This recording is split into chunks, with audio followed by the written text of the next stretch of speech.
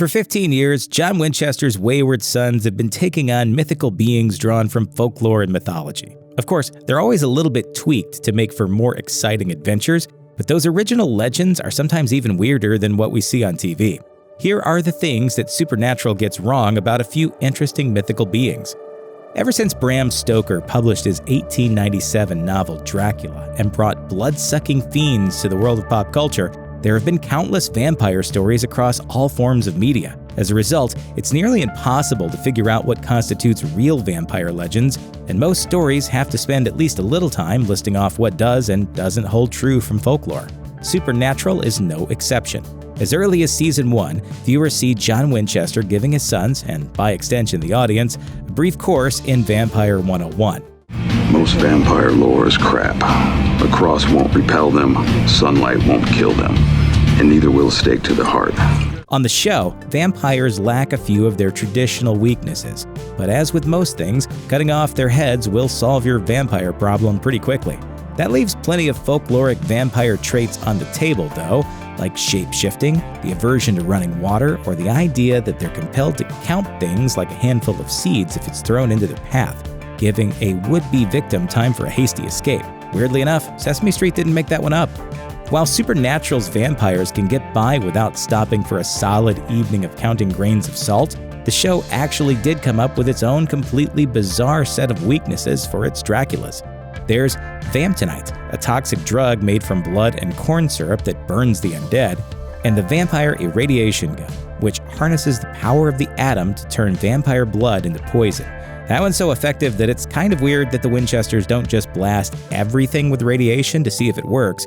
But to be fair, you don't even want to run the tiniest chance that you're going to have to deal with a leprechaun who is also a Hulk. On the show, Banshees are ghostly women whose ear-piercing scream can drive their victims to kill themselves, after which they snack on victims' frontal lobes. Even by supernatural standards, gobbling up the brains of people driven to end their own lives is pretty grim, and might just be the most brutal depiction of the creature in all of pop culture. It's also a pretty big departure from the Banshee from Irish mythology. Supernatural shouldn't feel bad about getting this one wrong, since pretty much everyone else does, including the X-Men. In folklore, the Banshee's loud scream is not harmful in itself. Instead, these mournful spirits are wailing in sadness as they predict someone's death, or herald the death of an absent loved one. It's not the cause, it's a reaction of sadness, which makes the Banshee a much more tragic figure than the monster we see on the show. But hey, at least with this particular monster, Sam and Dean Winchester actually acknowledge they're departing from the legends and doing something different. Banshees. Banshees? I thought banshees were good. The ones tied to the fairy lore are. They cry out as a warning to a victim's impending death. Have you ever noticed that Supernatural mainly features evil creatures who just happen to look like regular human beings? It's almost as though whatever sinister force is populating the world with all these evil monsters has to work within a very specific budget. Anyway, there are plenty of monsters for whom that makes perfect sense. Vampires and werewolves are only recognizably non-human some of the time, for instance, and many of the more obscure creatures are at least mostly human in appearance. For some, however, showing them as a humanoid two-legged person is a monumentally bizarre choice, which is what viewers ran up against in Season 13 when a bunch of Norse gods showed up and started hanging around. Loki? Sure, we're used to seeing that dude walking around. Odin and Thor, they've been depicted as a couple of hairy humanish fellas since at least the 13th century.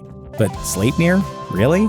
As you may already know, Sleipnir, despite being someone that Loki gave birth to after a particularly eyebrow-raising round of shape-shifting, is not exactly man-shaped in the traditional mythology. He's a horse with 8 legs. A horse with 8 legs whose hoofs struck the earth and created a canyon 300 feet deep. On the show, he's just a dude who eats a carrot at one point. While that's fine, we can't help but feel a little cheated that we didn't get a murder mystery where one of the suspects was just a gigantic spider horse with no explanation. Yet another supernatural enemy who mysteriously takes on a budget-friendly human form in order to prey on its victims is the Crocotta, which shows up in Season 3. A crocotta. That a sandwich? Subcontinent scavenger, mimics loved ones, whispers come to me, then lures you into the dark and swallows your soul. Crocotta. Right, damn, that makes sense. The big difference from real-life mythology here is that when it feeds on people, it can unhinge its jaw and reveal a mouthful of needle teeth, which is a pretty neat effect. Here's the thing though, the real-life Crocotta, lifted from East African and Indian folklore, is actually way easier to put in a live-action TV show than most of the other monsters that Supernatural has had to hammer into human form. Eight-legged horses might require a bit of work, but this is the one time that making the monster a shape-shifting human was actually more difficult than the alternative. See, the original Crocotta is a dog. Like, that's it. It's just a dog. Or if you want to get technical about it, a hyena. Okay, so there's slightly more to it than that. It's a dog that can talk and, like in the show, mimics a human voice to lure its victims to their deaths. The myth is thought to have its origins in the hyena and the fact that they kinda sound like people laughing. Considering this is a show that did an entire episode crossing over with Scooby-Doo, who is both a famous talking canine who is also a cartoon, it's hard to believe Supernatural couldn't have given us a talking man-eating dog if they'd wanted to. Of course, then they would have had to deal with having an episode where our heroes kill a talking dog with knives, so it's probably for the best that they went with sad Mr. Needlemouth instead. Sometimes the only thing that carries over from myth and legend into Supernatural is a name.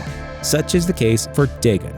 On the show, it's a fairly standard issue demon, though a pretty powerful one. As one of the princes of hell, Dagon has all the powers you'd expect, plus the uncanny ability to melt a gun that can kill anything, which is the sort of thing that comes in awfully handy if you're going to spend your time fighting professional demon killers.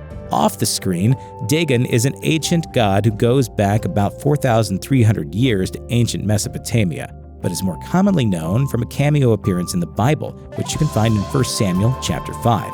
If you're not up on the Old Testament, the short version is that the Philistines stole the Ark of the Covenant and brought it to a temple of Dagon, only to find out that when they showed up the next morning, the statue of Dagon had fallen over, as though bowing to the Ark.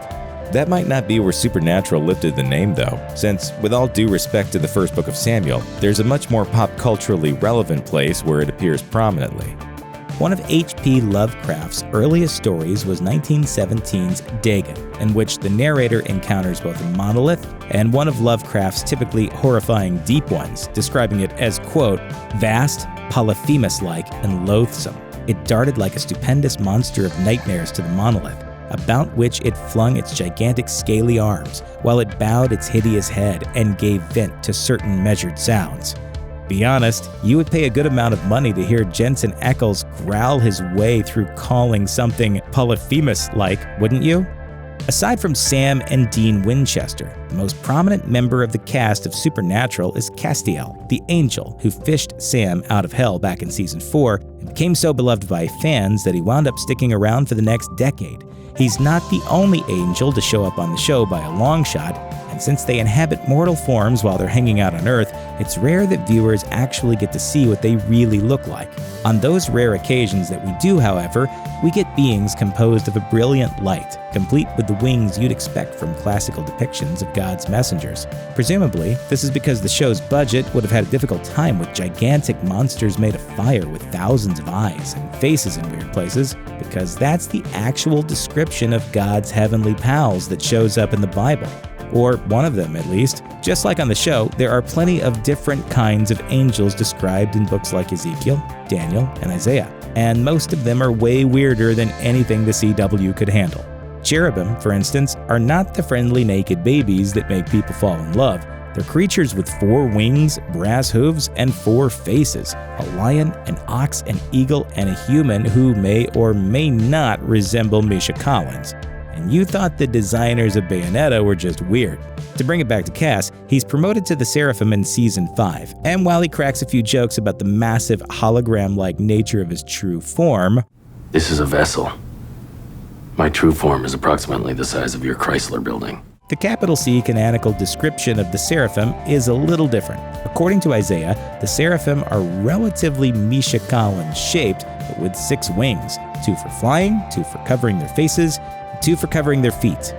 While we're on the subject of angels, let's talk about Raphael. While he's not the biggest troublemaker the Winchesters have encountered, he's popped up in various plots, and even once attempted to restart the apocalypse after it had been prevented. And yes, the fact that someone can literally attempt to cause the apocalypse and not be considered one of the Winchesters' worst foes should give you an idea of just how terrible their lives can get. It is a testament to my unending mercy that I don't smite you here and now. The Raphael we see on Supernatural couldn't be further from his canonical counterpart, though. The show depicts him as severe, uncaring, and even cowardly, with little regard for humanity. In scripture, however, Raphael might be quick with the sarcastic comment, but is every bit as loyal as the other Ninja Turtles, and his skill with the ancient art of ninjutsu is… wrong Raphael. Raphael the Angel, as he appears in the Bible, is anything but uncaring. In fact, he's the angel specifically associated with healing, showing up to rescue Lot from the destruction of Sodom in the book of Genesis, and is generally assumed to be the angel who stirs up a sort of first-century healing hot tub at Bethesda in the Gospel of John. Of course, he also shows up in the book of Tobit for what is basically an Old Testament buddy cop comedy. He disguises himself as a dude named Azariah and at one point just bails to go beat up the demon Azazel, which is basically just an episode of Supernatural already. With all the stuff like angels and trips to heaven being used as plot points, it's pretty obvious that Supernatural lifts a fair amount of material from Jewish and Christian theology and legends. Even God himself shows up to hang out with the main characters with a frequency not seen since the book of Genesis.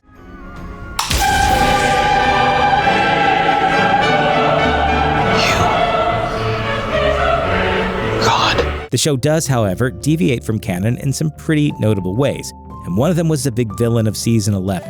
There have been a lot of close readings of the Bible over the years, but even the most liberal examination omits one key thing that Supernatural based a whole year and change of storylines around. God is not, traditionally speaking, depicted as having an older sister. Supernatural, however, gives us Amara, and like many older sisters, she has to deal with far more strict punishments than her little brother. Like, say, being sealed away in a formless void since the dawn of time after a war against her little bro and his squad of archangels.